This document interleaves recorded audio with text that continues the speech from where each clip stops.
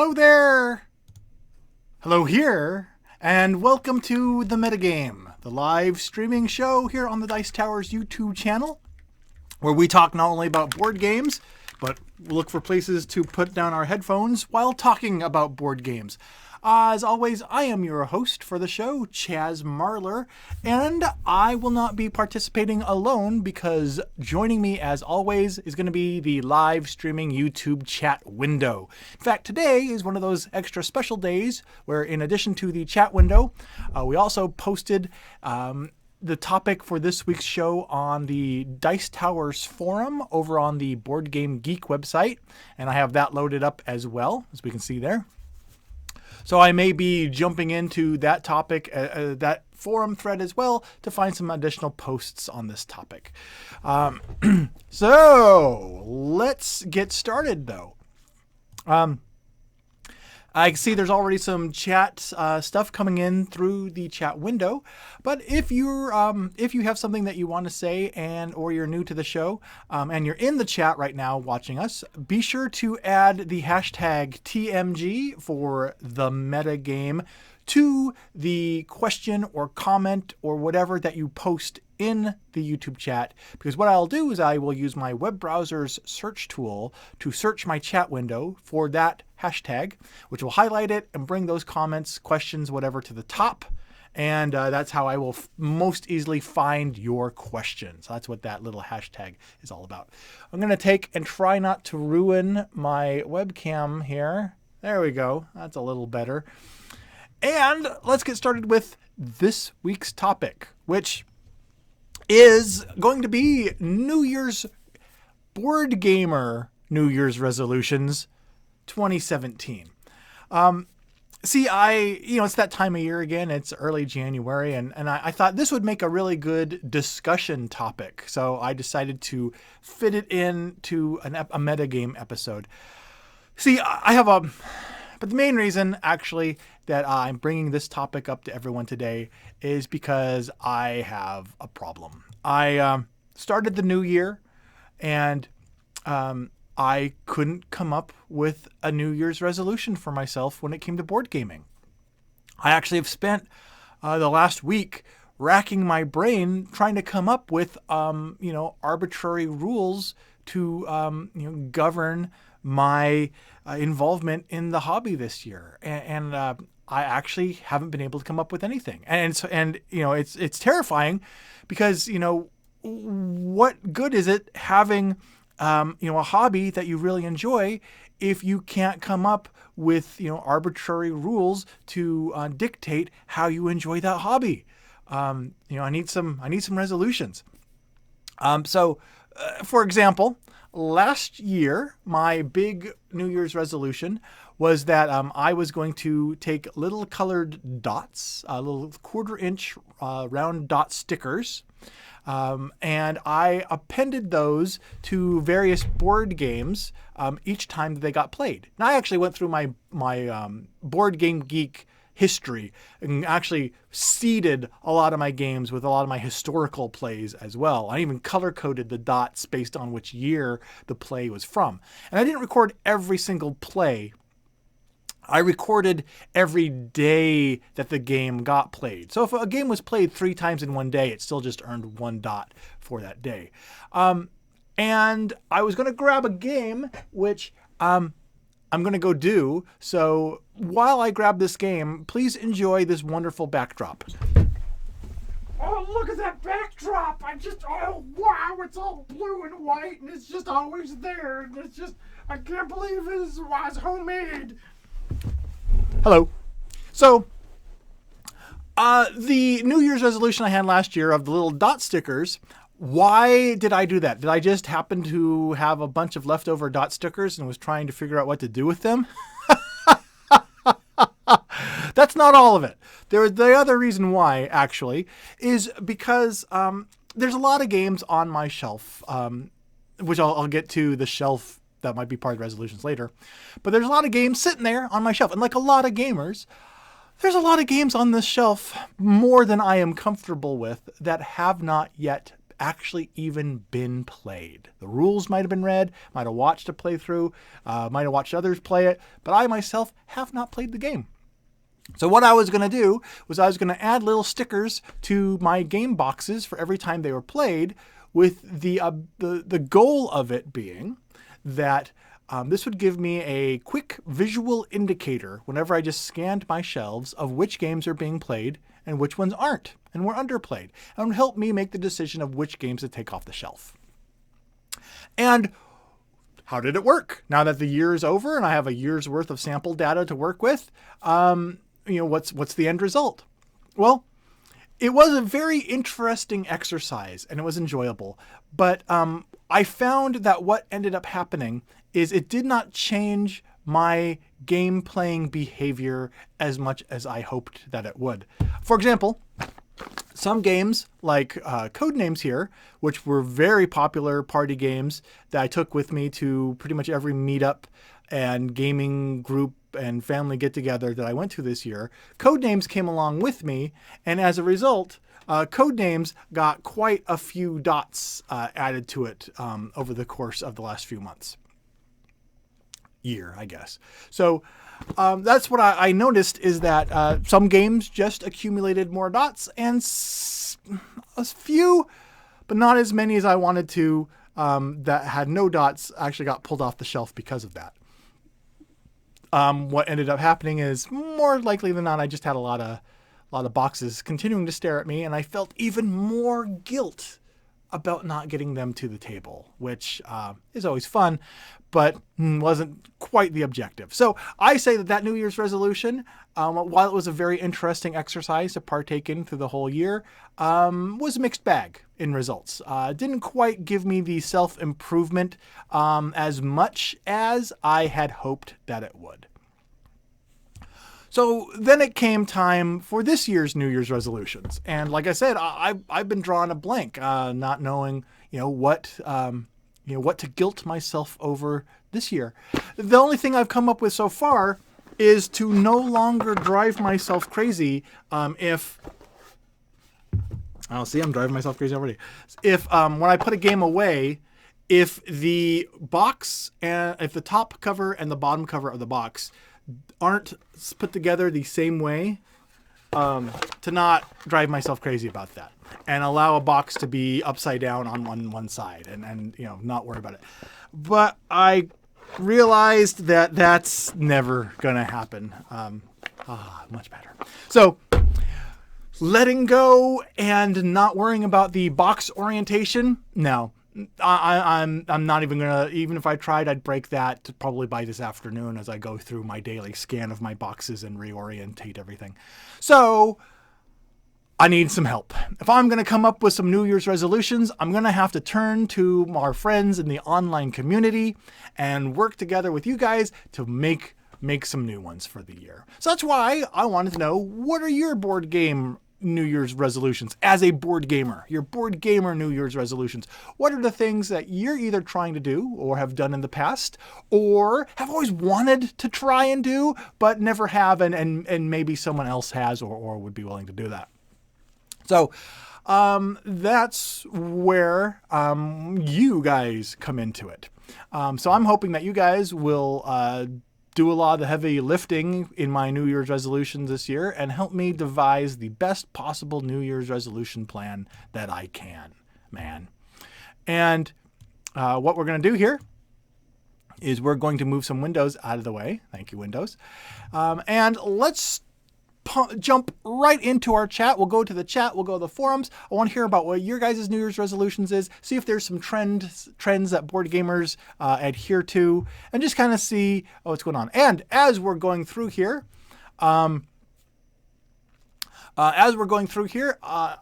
since this is going to be a very discussion-oriented, back and forth, hopefully lighthearted conversation, if you have any general Q&A questions or anything else, let's feel free to sprinkle those in here as well.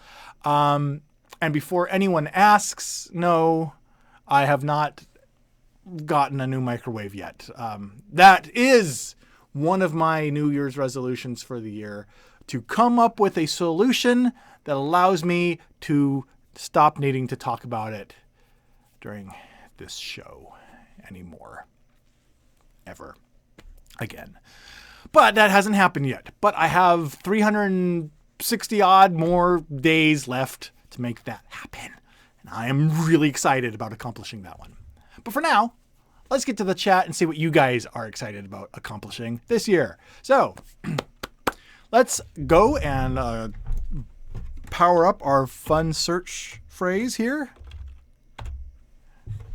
And we'll start with Michael, who joins us in the chat to say, it looks like he has a standard board gamer, oldie but a goodie one here.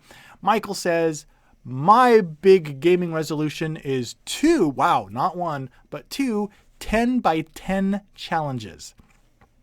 A regular and easy one. Also going to work to play on my unplayed games in 2017. I'm also focusing on expansions more than new games, but I don't really know if that's a resolution. So the 10 by 10 challenge, as I understand it, is either you try to increase the size of your board game collection by 100 new games in the year, or it's that you take 10 games and you're going to try and play each of those 10 games 10 times for a total of 100 plays during the year. And this seems to be a really common one. There's lots of variations on this. There's a 10 by 10 challenge. There's a 5 by 20 challenge. There's a 1 times 365 challenge. There's a 365 times 1 challenge. There's a square root of pi times 8 to the 7th challenge, which, to be fair, is a lot more difficult to achieve. But there's all these different challenges for a mix of different games and the amount of times you play a game. I am interested in how many times this comes up. I've considered this, but I have never enforced a 10 by 10 type challenge upon myself, because the people I play with and the moods that I get into to play will vary so much from day to day. You know, one day I might be in the mood for, a customizable card game. And the next time I might be in the mood for a, horror themed RPG. And the next day I might be in the mood for a game I got at a thrift store. So there's so much variety that I've encountered just from day to day that saying I'm going to do these specific games 10 times, I've never been able to make that work. And I am impressed by the people who can, because that takes a little bit of gumption there to make that happen. So Michael, you will need to let us know, you're now on the hook to let us know how your 10 by 10 challenge goes. Which games did you end up playing? How many times did you end up playing them? Unless it was the first one of just buying 100 games, then you'll have to let us know which games you ended up buying. Okay, let's go to the next thing in the chat here. Here it is. Okay. Trevin asks for microwave update, which I already gave, so take that. And let's continue on to Panger, who says, I picked various challenges on the BGG, including playing my unplayed games. I think that's a really good. I think that is a really good New Year's resolution to make as a gamer. Keeping it really straightforward and simple, playing my unplayed games. I've always wondered, I don't know, I can't remember if in a previous Board Game Breakfast segment, if I actually took an official poll of what percentage or numbers of our games in our collections are unplayed, but it sounds familiar. It might have been like a year and a half or 2 years ago at this point, but I've always wondered, what is the norm? What's the average for the number of unplayed games, percentage-wise, that someone has in their collection? I, at one point, it was more than at least nearly or more than half of the games in my collection were unplayed at the time. And I have worked to reduce that. But at any one time, to be honest, it might be hovering 20 to 25% sometimes, depending on, convention season and things like that. But that's something I want to try and reduce there personally. So, okay. Let's continue on here. Okay, Michael asks how the sticker challenge went in 2016. Okay, well, I just went over that at the beginning of the show. So there we go. I actually am working backwards apparently this time, answering your questions before you even ask them. It makes this show so much more efficient. Bob has an excellent New Year's gamers resolution, which is to just have fun gaming. There you go. I think that is probably, out of everything that we can come up with, of course, the most important New Year's gaming resolution. So Bob, I hope that you succeed in your New Year's gaming resolution. I hope you don't break that one. I mean, a lot of New Year's resolutions are made with the thought in mind that they're not going to last. So I hope that I hope your New Year's resolution of just having fun gaming isn't something that you necessarily have to work at. It's like, I want to get through a game of Magic without ripping up my deck just once this year. I hope it's not that level of frustration that's causing you to have to make this resolution. I sincerely hope that it's just, having fun. But that would be really expensive if you ripped up your Magic card deck after every game. Ripping it up once a week alone is expensive. So let's continue on with Darth Grader, who has an excellent name. And I'm very, very glad you forced yourself to join us here today, Darth. Okay, maybe fewer puns should be on my resolution list for 2017. But let's continue with Darth's comment. Darth says, as my non-game resolutions, I'm going to resolve to do something I've already almost completed. Ooh. I resolve to find a board or card game that my wife loves to play too. That right there is a very commendable, excellent that's a commendable, excellent resolution there. I'm sure that you'll be able to find a game that Amidala enjoys, because there's such a different variety, and it's so neat when your spouse, the games that they like complement your own. For example, my wife really likes strategy. She likes engine building as well. She likes to make a long-term plan and execute that plan in building something that will just pummel me. And one of her favorite games is Seasons. And I enjoy Seasons, but for different reasons. I like the dice rolling, the tactical, what am I going to be able to get and pull off? I like trying to make the combos with the cards and trying to figure out, different ways to achieve my objectives during the game. So we kind of are we like Seasons for vastly different reasons. Sometimes it seems like, but it allows us to both enjoy that same game. So Darth, when you're looking for a game that your wife may also enjoy playing, my recommendation is to not necessarily look for a game that, look for a game that you enjoy, but look for a game that you won't both necessarily enjoy for the exact same reasons. You may end up having the most fun with a game that you both like for completely different reasons, and you never would have realized that. So kind of be open to experimenting with a lot of those games, and you might find a real good hidden gem you hadn't realized. All right.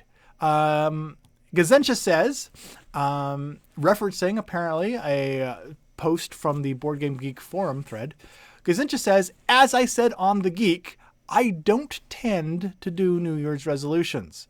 Well, thank you, though, for still joining and participating in online streaming shows about New Year's resolutions. I appreciate the sacrifice. So even though I don't tend to do New Year's resolutions, I do have some solo gaming goals, but those aren't so much resolutions.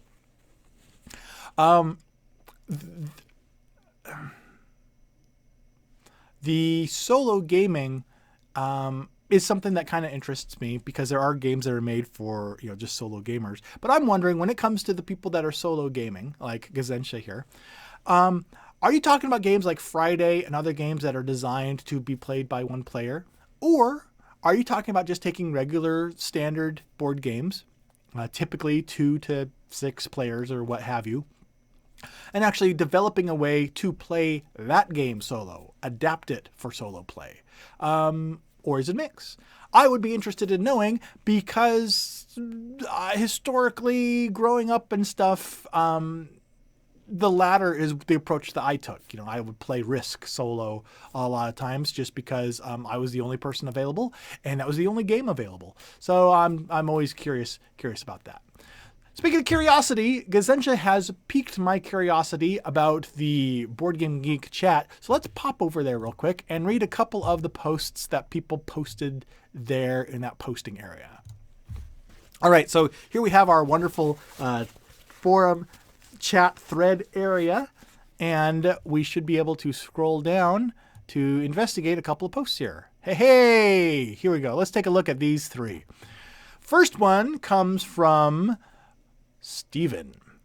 Who's Gazentia? It's all clicking into place. Look at that. There's Gazentia. See, Gazentia, which I'm assuming is either a very, very common name in your area or is you. So I'm assuming this is probably your evil twin.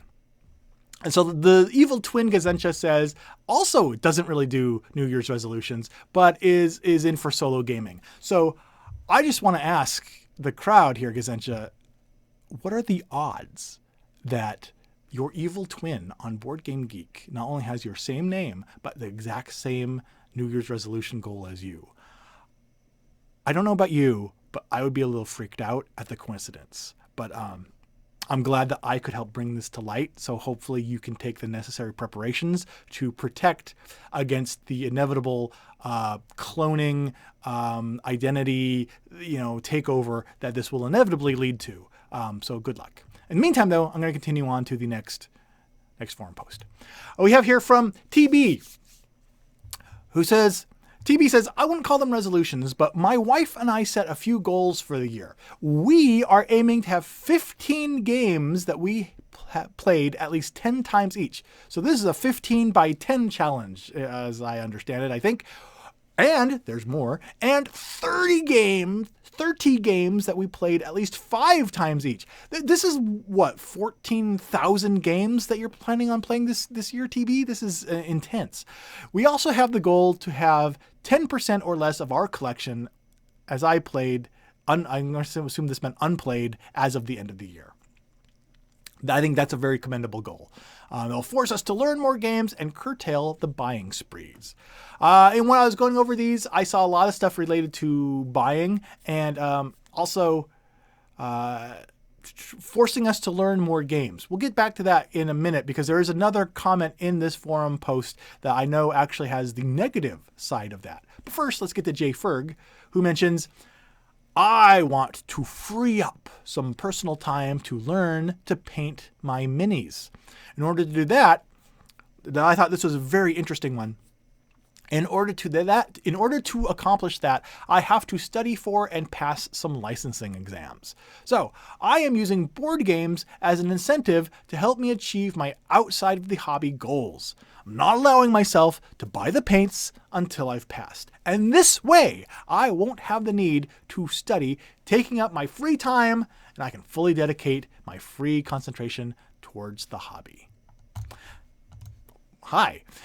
That is a hardcore New Year's resolution. That is, one of the rock solid New Year's resolution-y type of New Year's resolutions. And Jay Ferg, I wish you total luck with that because it's a very commendable goal. I read that a couple days ago, and I was going to, or yesterday, I was going to prepare for the show by showing a book that I read that kind of went along with this, which goes along with the New Year's resolution theme, but I forgot to grab it. So I'm not sure where it is now that I think about it, so I'm not going to go and spend 5 minutes of dead air looking for the book. But I will tell you, anyone who struggles with New Year's resolutions, here's the hot tip of the day, the feel-good moral moment of the show. Anyone who wants to make a big change in their behavior or their life like that. There's an excellent book called Switch by a couple of brothers with a last name of Heath. I think the full name of the book is Switch: How to Make Changes When Changes Are Difficult, or something like that. The book usually has a blue cover with a picture of a light switch on it. That's the cover of the book.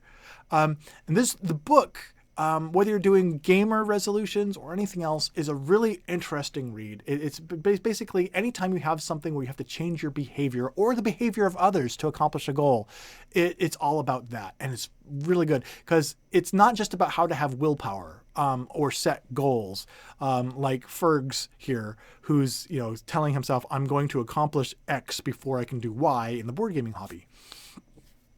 What the book Switch talks about is, in a nutshell, it's that the human brain has two halves in a way. There is this big, huge emotional controller, which is kind of like a big elephant that just crashes through. It sees that candy bar in the checkout aisle and it grabs the candy bar because, ooh, yum, I want something sweet, I'm hungry, and throws it in to their groceries that they're buying that day.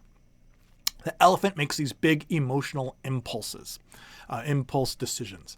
And the logical portion of your brain that says, no, I'm trying to lose weight this year, I don't want to buy a candy bar when I go grocery shopping, is this little person riding the elephant with a little set of reins, trying to control the elephant. And that's where your willpower comes into play. And the rider can control the elephant. Your logic portion of your brain, your logic and willpower, can control your emotional elephant for a while, but it will eventually get tired and wear out, and the elephant will win out. So the way to accomplish behavioral changes that we want to, and whether it be related to board gaming or not, is to learn to, instead of being the little rider trying to outwill your elephant because you will eventually lose, is to change the behaviors that either don't put yourself in that situation where the elephant can take control. Check out in an aisle that doesn't have candy in it. Or something like that. If your store has a checkout aisle that doesn't have candy on it for you to grab, changing your environment so that the elephant doesn't have the opportunity to make those impulse decisions. Or then it goes into more things, about other ways to change your behavior in the thing, to change your perception of who you are and stuff like that, and ways to present that to yourself that make a more better help paint the picture of who you are so that you don't get yourself into those positions. Now I'm getting kind of theoretical and psychological and off topic here. But the main thing is that the example here of Ferg of not even buying the paints until he completes his one goal of studying and having that be his reward, that can be a very effective way to do it. It can also add a lot more stress to you as an individual if you struggle with it. So I highly recommend reading Ferg or anyone else in that situation that really has kind of this large goal and reward scenario they want to set up for themselves. Take a look at the book Switch by the authors with the last name of Heath. And I think that it provides information that for these type of serious life improvement goals that you're trying to set for yourself, it might give you some tools in your toolbox to further improve on accomplishing those goals. Woo! All right, so we're at the halfway point. So let's get back to some chat window fun and see how many more New Year's resolutions we can see, and find out how many more people are going to comment on my microwave situation. All right. Michael mentions in our chat land, he says, I have a resolution, to play 400 games total in 2017. He says, I did play 314 in 2016. That's a commendable goal.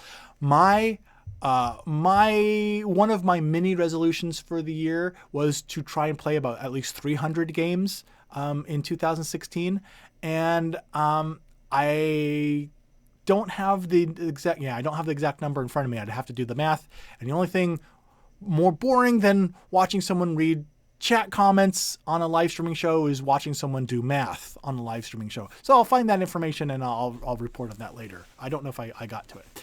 There was a friend of mine, though, that I've met through Board Game Media, a friend of mine who lives in Florida. He had a challenge where I don't know if it was from January to December 31st or if it was just some day in the year to the next day in the year, but he had a challenge and he accomplished it of not just playing 365 games, like maybe you play 10 one day, then you take 10 days off. He had a resolution, a goal of playing at least one board game a day for 365 days in a row. And by gum, he accomplished it. And I always thought that was an amazing goal, to be able to make time with your friends and your family to have that consistent of a gaming time together. I thought that was pretty impressive. I don't know if I would be able to I wouldn't be able to pull it off. I can barely handle getting out of bed some mornings, but I thought that was a very interesting, neat goal to set up. But let's continue on with Fail Road Express, who comes by to say, try to find more games that my wife likes. This is my New Year's resolution, says Fail Road. Hogwarts Battle, score 1 point. Oh, you're already off to a good start. Hogwarts Battle is set in the Harry Potter universe, and it's kind of a deck buildy, legacy-ish type game. It's not really legacy, but it's more than just a campaign. But what's nice about Hogwarts Battle is the game does change and evolve through different chapters, but I believe that it allows you to reset everything if you wanted to go back or introduce it to new people. You're not necessarily destroying components, so it has that replayability factor, reset factor as well, which is cool. All right, let's continue on to Trevin. Trevin says to me through YouTube chat means, I second Fail Rolls' goal. Getting more games for spouses is a laudable goal. Kudos, everyone. I agree. I think that's great. One thing I've seen over the last, we're starting 4 years now since I've been invested heavily back in the hobby.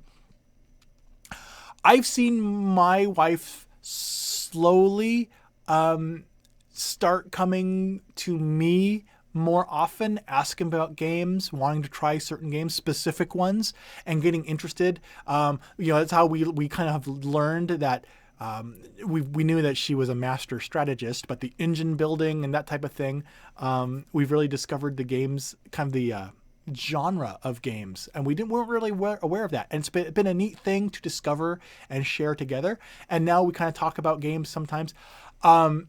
Over Christmas, when we went up to visit her family, she actually picked out, my mother-in-law wanted actually to have a game day with the family, which was awesome.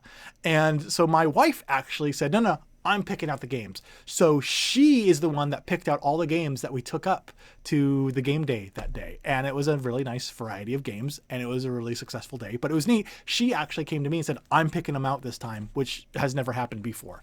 So seeing your best friend, your spouse get, interested in the hobby like this is really rewarding and really neat. So, I third Fail Road's goal there, that, getting more games for spouses is indeed a laudable goal. And anyone who has that as one of their New Year's resolutions, power to you. All right. Michael continues with another comment here saying that I can't bring myself to pull games off my shelf yet. ... And I have enough that I probably should. That's a very good point. That actually, as I was making my New Year's resolutions, this was the one I was going to come up with, kind of unveil at the end, but now it's come up. Of all of them that I have considered and kind of come up with, this is the year I think that I'm going to do something I've never done before. Like I said, since I got back into the hobby in 2012. And that is, I think this is the year that I am going to actually cull a collection, a pile of games out of my collection. Now, every now and then one or two have come or gone, but I've never scooped up a pile of like 20 games and gone out of my way to get them out of my collection. I'm thinking, because what I did is I have on the wall across from me in my little recording area that I have set up here, is where I have my IKEA Kallax shelves set up. And over the years, I have slowly added, as have had the budget for it, I've added more and more shelves to this one wall, and then slowly filled those shelves up with games. And over time, just this last summer, fall, I got to the point where I now have the wall is now full of the shelves, and those shelves are now full of games. So any new game that comes in doesn't have a shelf hole to go in. And so I think I'm at the point now for 2017. I think it's time. And it's difficult for me because the one thing I was going to bring up to the chat that I need help with is the conundrum, the culling conundrum, as I calls it. What the culling conundrum is lots of times the games that you want to cull are the ones that you haven't played yet. This has been on my shelf for 3 years now, and I have not once had it hit the table for one reason or another. So that makes sense that is a good candidate to cull. But then, I guess the elephant, that's the logical writer part of my brain, the elephant comes in and says, well, wait a minute, I haven't played this game yet. So what if it turns out that once it finally does hit the table, I really end up really liking it? What if I love this game? What if it's my new favorite game? So then all of a sudden, I can't get rid of it, can't cull it until I play it. But I'm not playing it, so it sits on the shelves, making it a candidate to be culled, but then it stays on the shelves and it makes a vicious circle over and over and over and over again. So how do you guys deal with that? Do you just rip it off like a Band-Aid and say, you know what, I have a deadline for better or worse, even if I'm missing out, I haven't played it, it's gone? Or do you set up times to play specific games, even, though... See, one of the problems is, other people in your game groups will get games that they want to play. And sometimes these games that haven't been played are the ones that don't look as awesome as other games that have been coming out. So everyone else wants to play something different. So lots of times, even when you try to get a game played, you can't. So what do?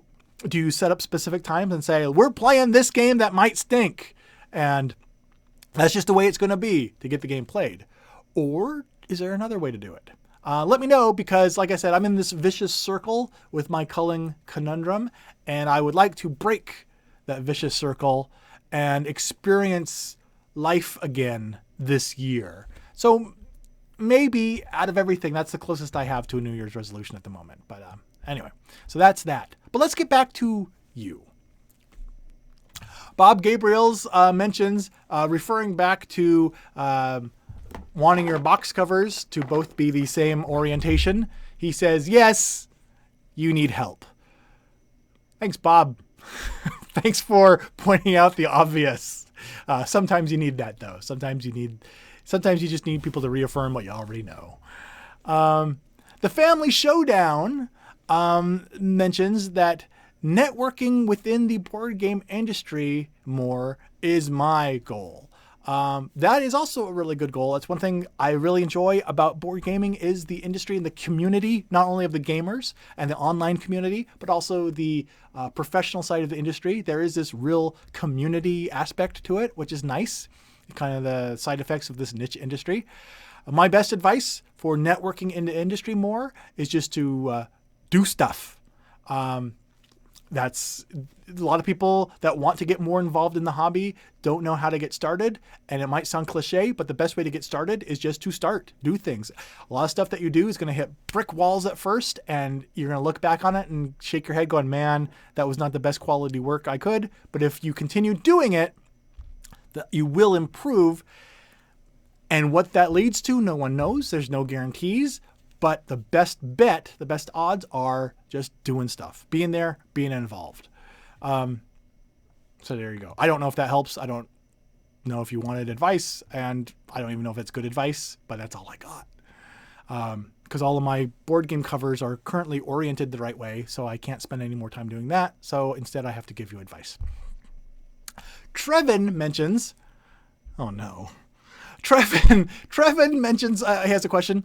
So, when a box is on your shelf, how can you tell if the bottom box is misaligned? Surely you can only see the top box. Well, Trevin, fine. I'll go into this quickly. Sometimes it's when you're looking for games to play, you'll be pulling games off and you'll flipping it over and you'll realize that the boxes are misaligned. Sometimes when you're pulling games off your shelf to play, you'll have games that are, I stack my games horizontally, not vertically, horizontally. So if I want a game that is stacked under some games on the shelf, it sometimes requires pulling out the other games on top of it to get that game. And during the process of pulling the games out that are on top of it, you will notice sometimes that they were put away wrong and the boxes are misaligned. So there are just 2 examples of the many myriad of potentia, of examples in potentia that I could give to you. So hopefully those 2 examples will give you some mental thoughts to chew on there. And I will continue on with another topic that is not quite as embarrassing. Okay. Darth asks, Darth mentions again, Darth mentions box orientation. Box orientation drives me crazy too. And my wife just rolls her eyes at me. I think she sneakily reverses them sometimes too. Yes, spousal sneak, I have found, can be a leading cause of game board box misorientation. So I think she can hear me. So I'm going to move on before she catches on that I know. All right, Stefan mentions about box cover orientation. Okay, that's what we're talking about today now. About box cover orientation. Does Four Gods drive you nuts, or is it fine when the box cover has no orientation at all? Oh, well, I would have to look at the... see, there's many different aspects of box orientation to consider.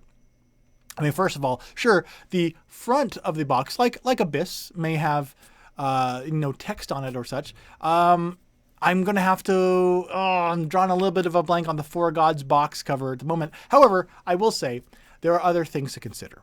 The text running along the edges of the box. So not only the box top, but now you have the orientation of the sides.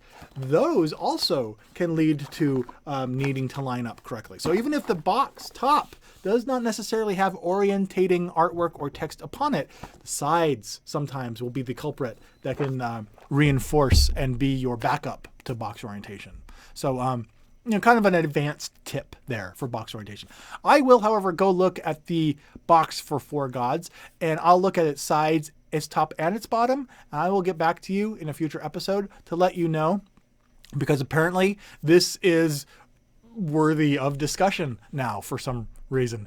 But let's continue on now to Gazentia, who asks, how do box orientation fans handle blockus? I'm going to call it blockus. How do box orientation fans handle blockus? I'm sure the colors on the lid and the side of the box cannot be aligned due to being in a different order. Sometimes you do get a wild card like blockus. It takes a little bit of thought and effort. But again, you have the text. And remember, titles and stuff, not necessarily always the most dependable text. Sometimes the developers will purposely throw you off. But sometimes you'll run into things that can't be artistically redesigned, like the logos or the little game number of players, stuff like that. Sometimes those have to be a certain way just for marketing purposes. So you can fall back on your emergency plan of referring to the orientation of the credits and the game info and the logos. And that can be your anchor for box orientation. You guys thought I didn't put this much thought into this beforehand, did you? No, it's been discussed before with others. So let's continue on to an actual, thank goodness, board gamer resolution here. Michael mentions he has a regular challenge. X-Wing, Scythe, Cosmic Encounter, Pandemic, Five Tribes, Suburbia, Lords of Waterdeep, Machikoro, Evolution, and Takedo. Those are the games in his 10x10 challenge, I believe, which is excellent. Trevin, I'm not going to skip your comment, Trevin. It has the hashtag and it's in order, and I'm going to respect your comment by reading it and to share everyone that your goal, Trevin, your goal is to find another Chaz-related detail beyond microwaves to use to derail the chat. My guess would be Heroescape. Speaking of, how great is Heroescape? Someone's getting added to the enemies list this afternoon. But in the meantime, I will let Trevin know that Heroescape's great. Still my favorite game of all time. I love it. It is definitely worth checking out. And if you can find some on eBay or at a thrift store, scoop that stuff up. But Trevin, I think that you may have just discovered your derailing topic might simply be the topic of finding a topic to derail the conversation with. Because obviously, it's very, very effective. But not effective enough because I'm moving on in the chat to Gazensha, who mentions the 10 by 10 challenge is specifically, giving us a definition here, is specifically to play any 10 games 10 times, or the hardcore version, which is to play 10 of 11 specific games 10 times. Oh, so there are some of them which are a little more advanced that they will give you a pre-made list sometimes, and you choose 10 out of those 11. Wow, that is even more of a substantial challenge, more challenging challenge. Roman mentions, we started New Game Wednesdays this year when we played an unplayed game from our game shelves. Week 1 went well. Ooh, so New Game Wednesdays. That is a very interesting idea. Just setting up kind of an event that way. Let me know how that goes, Roman. Do you keep up with your New Game Wednesdays? And after week 1 goes well, is it something that if you continue, does the audience, are they still encouraged in doing it? Or do people the amount of people that are involved, does it kind of get reduced because people get turned off by it? If you're playing new games specifically on a certain day, does it bring in more people because they're excited? Or does it actually push people away because they are not wanting to do New Game Wednesdays? That would be very interesting to know. So thank you for sharing that. That's a good one.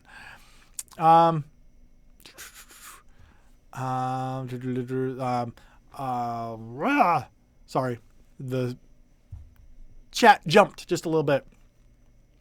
So let's say here that Michael has a tip here also for anyone who's looking to do kind of a 10 by 10 type challenge. Michael has his suggestion for an easy 10 by 10 challenge. So here are the games on his easy 10 by 10 challenge list: King of Tokyo, Splendor, Lanterns, Hanabi, No Thanks, Roll For It, Quirkle, Star Realms, Suro, and Sushi Go.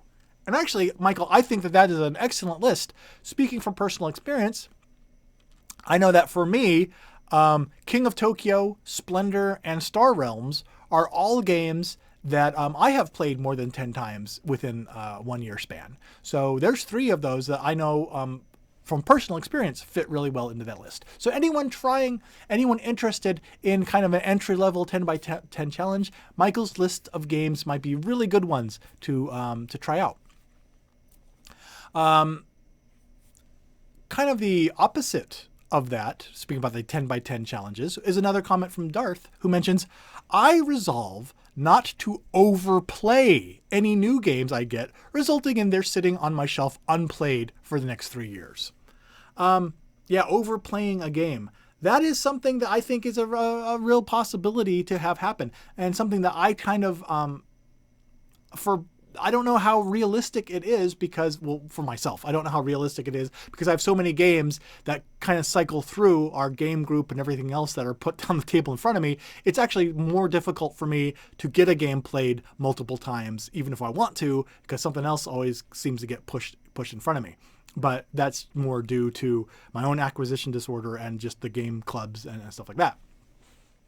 I will say, though, that I'm wondering if anyone else purposefully does that. Because growing up, I actually have a thing that started when I was growing up. And I worked on a farm. And all I had to do to entertain myself on the farm was listen to cassette tapes on my Walkman for like 10, 12 hours a day on these big farming shifts.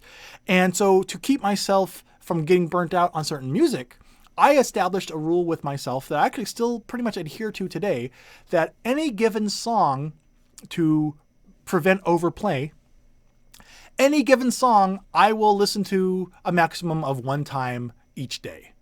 And so that you're not wanting to overplay new games, resulting in them sitting on the shelf unplayed for 3 years, reminds me of that similar thing of not of not wanting to overplay songs so I don't get sick of these songs I like and end up not listening to them ever again. So I'm wondering, since there is that analogy there between board games and music, how many other people out there worry about overplaying games? Is it something that is actually more of an issue than one might think? Is it something that a lot of people struggle with but don't talk about? Do you purposely go out of your way not to play certain games? That might be something interesting to talk about. And I'd be interested in hearing if anyone else out there purposely has rules built in for themselves about throttling the amount of times they play certain games. There was another comment here from the forum thread I wanted to talk about that I'm having to find. No. Drat. Aha! I found it. Let's go back real quick because this has to do about overplaying as well. And it goes back to a previous, this is the other comment in the forum that I said that I wanted to get to. And before we run out of time, I want to get to it. But this one's from Conrad.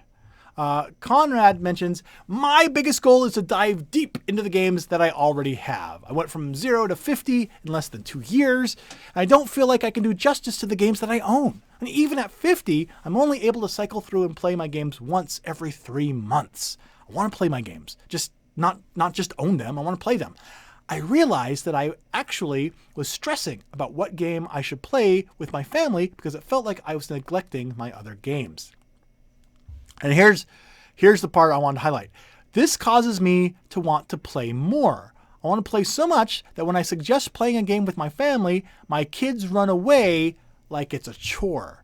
I'm always teaching my friends a new game, and it would be nice to be able to sit down at a game and not have to hold back. And that can only come from repeated plays. I'm not going to read the rest of his comment at the moment because the main part I wanted to talk about was the tendency a lot of us have, with playing a lot of games, is that 10 by 10 challenges or 20 by 4,000 challenges or whatever the challenge may be, or just wanting to play certain games on the shelf, play the ones that haven't been played yet.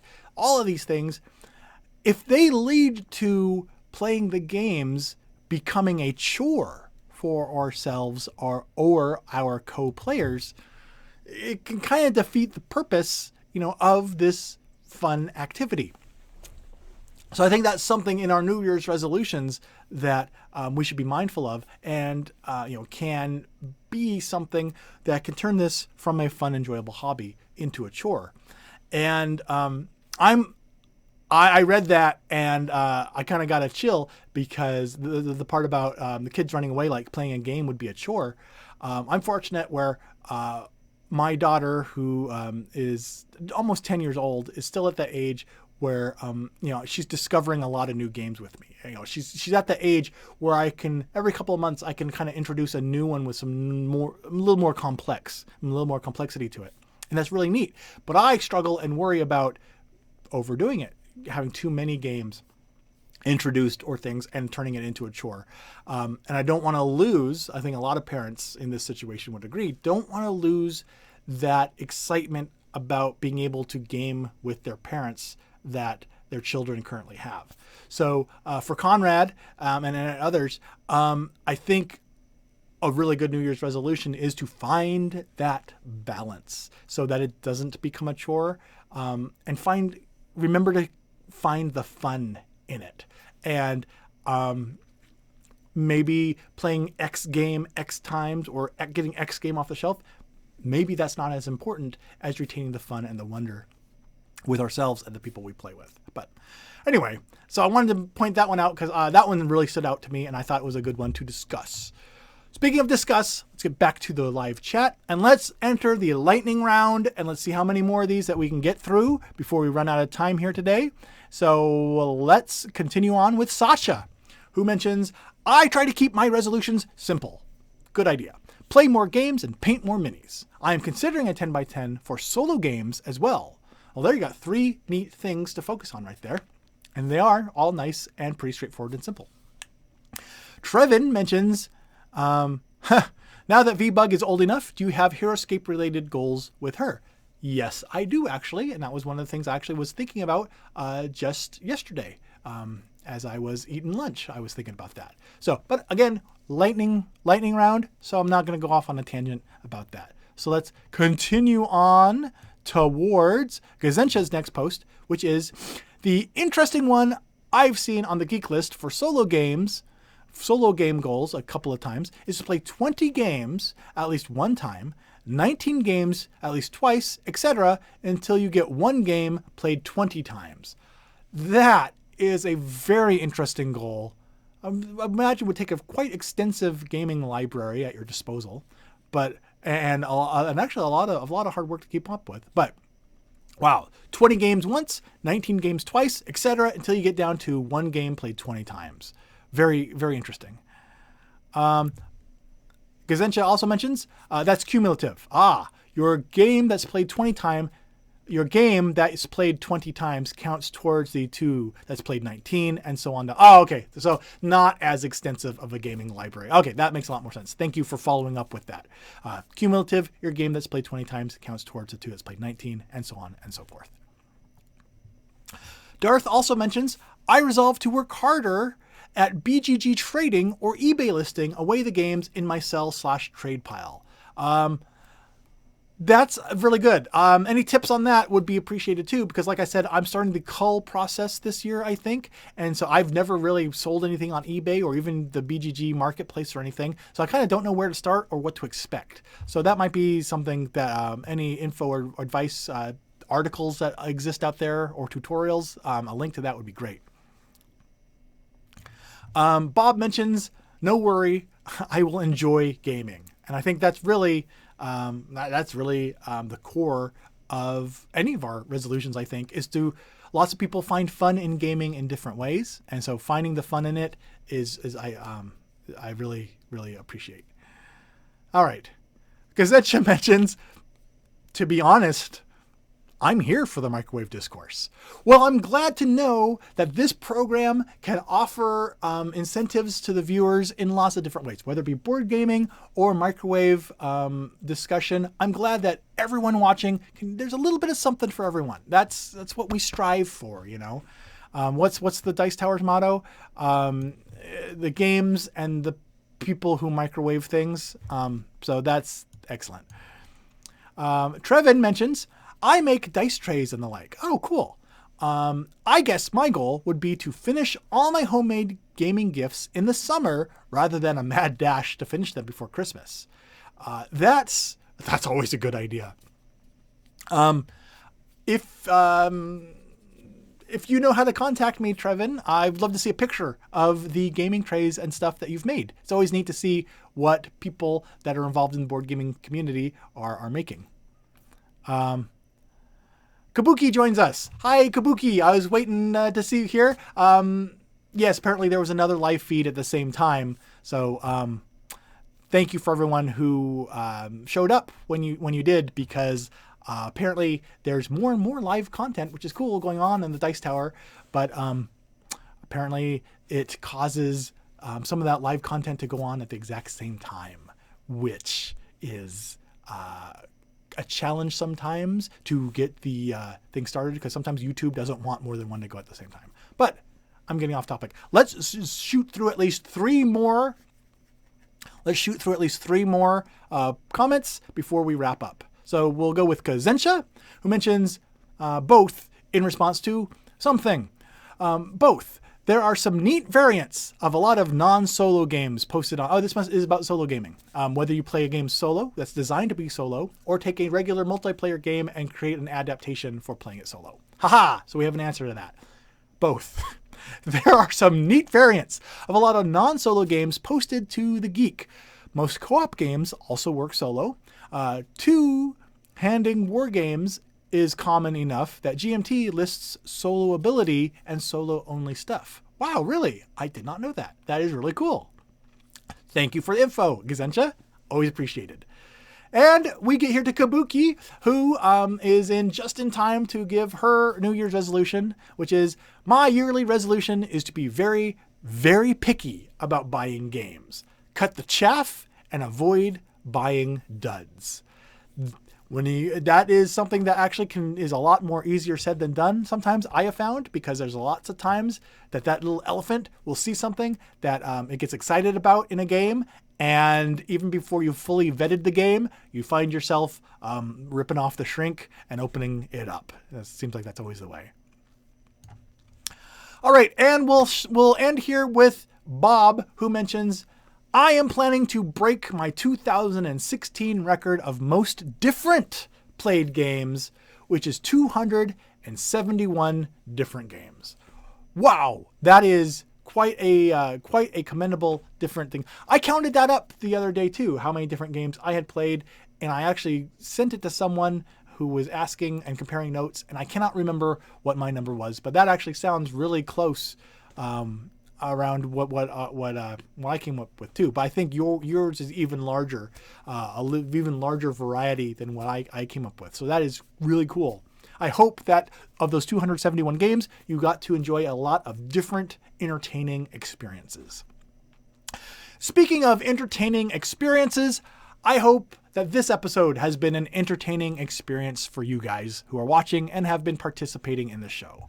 And as always, until next time, I invite you guys to continue the conversation with us, both right here at the Dice Tower and the Pair of Dice Paradise YouTube channels. Subscribe there for more videos about board game news and reviews and commentary such as this. And be sure also to join us on our Twitter and Facebook pages as well to continue the conversation about all things board games, because they're fun to play and enjoy, and you know what? The board gaming community is a lot of fun to hang out with as well. Whether you're talking about something about deep strategies or game reviews or concepts, or you're just hanging out talking about what your New Year's resolutions would be together. So thank you all for joining me, and until next time, I've been Chaz Marler, who, along with the YouTube chat, has been playing the metagame. Talk to you later. Thanks so much for watching the Dice Tower videos. Find more great videos and reviews, as well as our top-rated audio podcast at Dicetower.com. You can also find other great shows at Dicetowernetwork.com. I'm Eric Summerer, and you've been watching The Dice Tower. The Dice Tower is sponsored by Cool Stuff Inc., where you can find great games for great prices. Cool stuff in stock. Check them out at CoolStuffInc.com.